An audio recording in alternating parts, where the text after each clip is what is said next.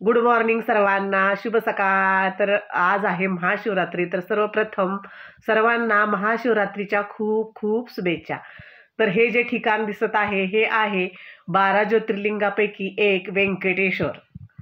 तर हे आम्ही आता दर्शनाला जात आहे। ही जी नदी दिसत आहे या नदीमध्ये स्नान करून पुन्हा आपण व्यंकटेश्वरच्या दर्शनाला जाणार आहोत। तर ह्या मंदिर एवढं सुंदर आहे, अगदी नदीच्या किनाऱ्यापासून पायऱ्या सुरू होतात। तर 2 मार्ग आहेत, नदीत आंघोळ करून आपण बोटीत बसूनही ह्या व्यंकटेश्वरच्या दर्शनाला जाऊ शकतो, किंवा पूल आहे, पुलावरून सुद्धा आपण दर्शनाला जाऊ शकतो। पण मे महिन्यात जर आपण गेलो तर अतिशय ऊन असतं, त्यामुळे आंघोळ करून बोटीतून दर्शनाला गेलेलं खूप म्हणजे सोयीस्कर किंवा चांगलं वाटतं आपल्याला। कारण पुलावरून जायचं म्हटलं तर पायी जावं लागतं आणि खूप अतिशय म्हणजे अतिशय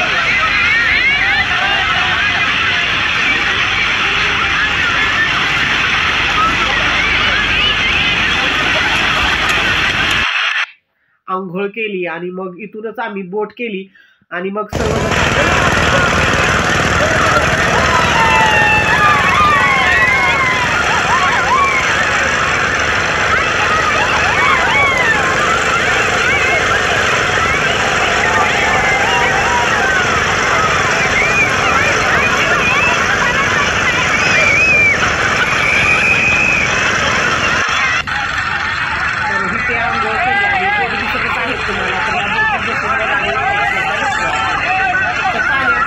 जायला पण एक वेगळा आनंद वाटतो, त्यामुळे मग बोटीतूनच आम्ही गेलो। तर 12 ज्योतिर्लिंगापैकी 4 ज्योतिर्लिंग पाहायचा योग मला गेल्या वर्षी आला। काशी विश्वेश्वर, व्यंकटेश्वर, परळी वैजनाथ, नंतर महाकाल, हे 4 ज्योतिर्लिंग मी गेल्या वर्षी पाहिले। आणि जसं म्हणतो ना आपण, आयुष्यात येऊन ज्या गोष्टी आपल्याला पाहायला पाहिजेत त्या नक्कीच पाहायला पाहिजेत, कारण हा जन्म पुन्हा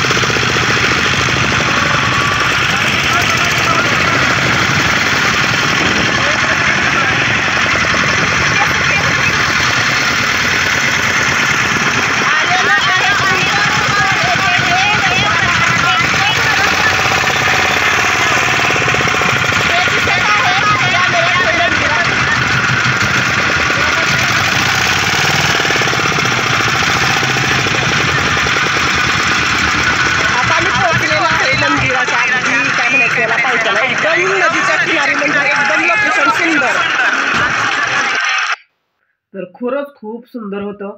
म्हणजे काय सांगू तुम्हाला, वरती जर गेल्यावर म्हणजे मंदिराची रचना सुद्धा खूप वेगळी आहे।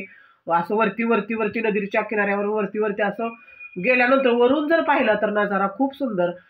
तेव्हा असं व्हिडिओ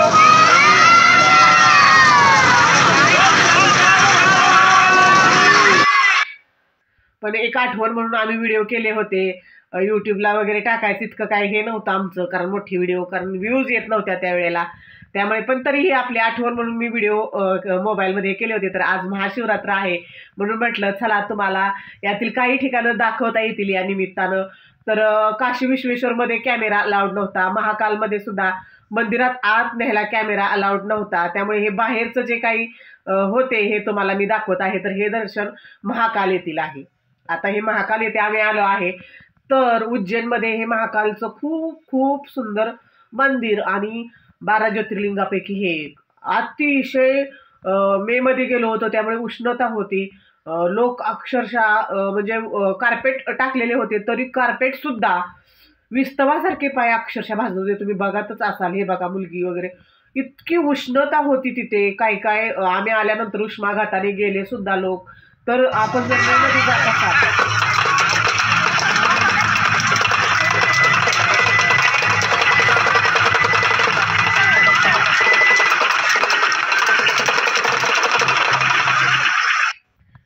उन्हाळ्यात मेमध्ये जर तुम्ही इकडे जाणार असाल तर खूप दक्षता घ्या, सनकोट घ्या, कॅप घ्या, पायात सॉक्स वगैरे घाला, कारण चप्पल अलाउड नसती आणि रिकाम्या पायाने चालायचं म्हटलं अतिशय उष्णता. म्हणजे आयुष्यात माझा पहिला अनुभव तिथला की एवढी उष्णता. मी म्हणायची उष्माघाताने लोक कसे जातात काय, पण तिकडे गेल्यावर तो अनुभव खूप मोठा होता. लोक अक्षरशः पायी चालू शकत नव्हते, पळत पळतच आत सावली कुठे दिसेल इकडे त्या दिशेने धावत होती लोक. हा पहिला अनुभव मी महाकालमध्ये पाहिला. तर महाकालचं आम्ही दर्शन अतिशय छान झालं दर्शन. फक्त बाहेर खूप उष्णता होते, त्यामुळे कोणी जर महाकालच्या दर्शनाला जाणार असाल उन्हाळ्यात तर ती काळजी, पाण्याची बॉटल बरोबर ठेवा, कारण ऊन खूप असतं, तहान खूप लागते, त्यासाठी ह्या सर्व आपल्याला काळजी घ्यावी लागते. तर हे तुम्ही बघाल, कार्पेट टाकल्यात तरी लोक त्याच्यावरून सुद्धा पळत आहेत. टँकरने वेळोवेळी ती कार्पेट भिजवली जायची, तरी सुद्धा एवढी उष्णता की 5 मिनिटाच्या आत ते कार्पेट हे होत होतं. अगदी आपल्या पायाच्या सावली एवढी जरी सावली कुठे दिसली तरी